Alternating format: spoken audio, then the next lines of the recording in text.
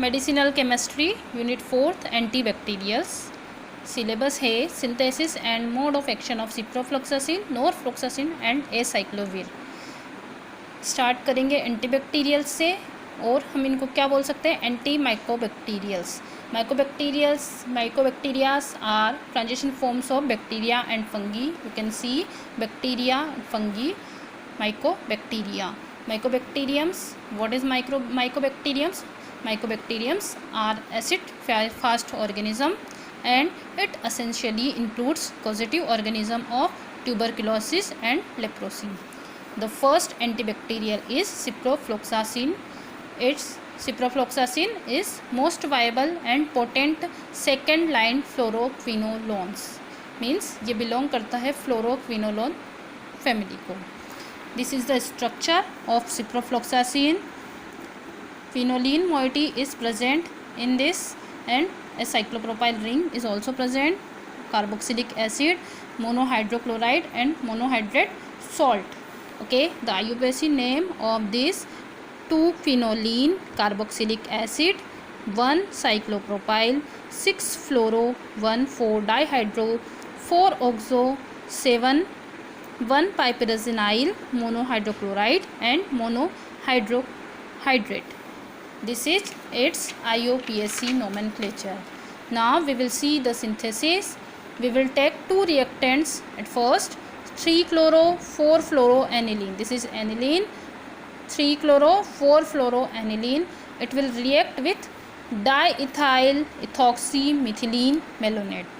सबसे पहले बनेगा इमीन, एक इमीन बनेगा या इमीन थर्मली साइक्लाइज्ड होगा और बनाएगा ethyl 7-क्लोरो, 6-फ्लोरो, 4-हाइड्रोक्सीक्विनोलिन, 3-कार्बोक्सिलेट. Then it will go through 3 steps of reaction. The first step is N-alkylation with cyclopropyl iodide. Second is N-methylpiperazine, means nucleophilic displacement of 7-chloro moiety. And the third step is hydrolysis of ester. Then we will get the desired product, ciprofloxacin hydrochloride. This is the explanation of the reaction. And now we will see the uses of ciprofloxacin. Ciprofloxacin is most susceptible for gram negative bacilli. और कहाँ ये use होता है, तो एक सबसे पहले तो बहुत सारे बैक्टीरियल इन्फेक्शंस को क्योर करने में यूज़ होता है, इंक्लूडिंग स्किन इन्फेक्शन, रेस्पिरेटरी और sinus infection, urinary tract infection और certain type of diarrhoea. It is also used to treat gonorrhoea. It is a vaginal disease. It also find its uses in respiratory infection. Respiratory infection में भी ये use होता है, जो किसके द्वारा cause होते हैं, जो माइकोप्लाज्मा से जो होने वाला इन्फेक्शन है उसके लिए, और कंजक्टिवाइटिस जो किससे होता है, लेगियोनेला के द्वारा, उसको भी क्योर करने में सिप्रोफ्लोक्सासिन यूज़ होती है. और बहुत सारे मल्टीडक रेजिस्टेंट ट्यूबरक्लोसिस में भी ये यूज़ होती है. It is recognised as a drug of first choice in the treatment of typhoid fever.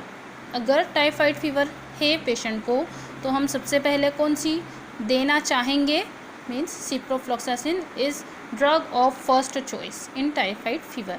Now we will see the MIC. MIC means minimum inhibitory concentration.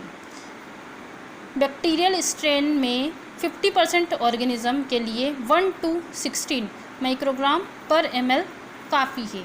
Means ciprofloxacin का MIC है 1 to 16 microgram पर ml. अब हम dose देखेंगे, तो इसका dose किस तरह एडमिनिस्टर्ड किया जाता है. तो एडल्ट में हमको चाहिए 750 mg, 750 मिलीग्राम वंस और ट्वाइस डेली, और 500 milligram thrice daily. Now we will see the next topic. This is acyclovir. This is the structure of acyclovir. In this, purine base is present. The IUPAC nomenclature of 6H purine, 6-on, 2-amino, 1,9-dihydro-9, 2-hydroxyethoxymethyl jovirex. It is used for the treatment of cold sore.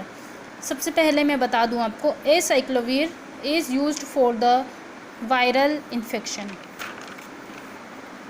Viral infection, it is used for the treatment of cold sore caused by labial herpes, herpes simplex virus type 1 and type 2, responsible for genital herpes. It also affects the isolated of EB viruses and varicella zoster virus. कहाँ कहाँ use होता है? Cold सोर में use होता है aciclovir, जो किसके द्वारा होते हैं? हर्पीस वायरस से होते हैं। हर्पीस सिम्प्लेक्स वायरस किसके लिए रिस्पॉन्सिबल है? जेनाइटल हर्पीस के लिए रिस्पॉन्सिबल है, इसलिए हम इसको क्योर करने के लिए एसाइक्लोवीर का यूज़ कर सकते हैं। ठीक है, अब हम इसकी मैकेनिज्म ऑफ एक्शन देखेंगे। This drug add inside an infected cell to get converted into a triphosphate. यह ड्रग हम एडमिनिस्टर्ड होती है बॉडी में और इन्फेक्टेड सेल में जाके ट्राइफॉस्फेट में चेंज हो जाती है, which is subsequently incorporated directly into DNA. जो सबसे पहले कहाँ जाती है? डीएनए में जाती है और यह डीएनए की रेप्लिकेशन को रोक देती है, मींस वायरस के रेप्लिकेशन को यह रोक देती है। It is observed as a topical prophylactic agent against particularly the recurrent infection caused by HSV first and HSV second. और ये ड्रग मेनली यूज़ होती है HSV means herpes simplex virus first और हर्पिस सिम्प्लेक्स वायरस सेकंड के infection को cure करने के लिए यह सबसे अच्छा एजेंट माना जाता है। Now finished.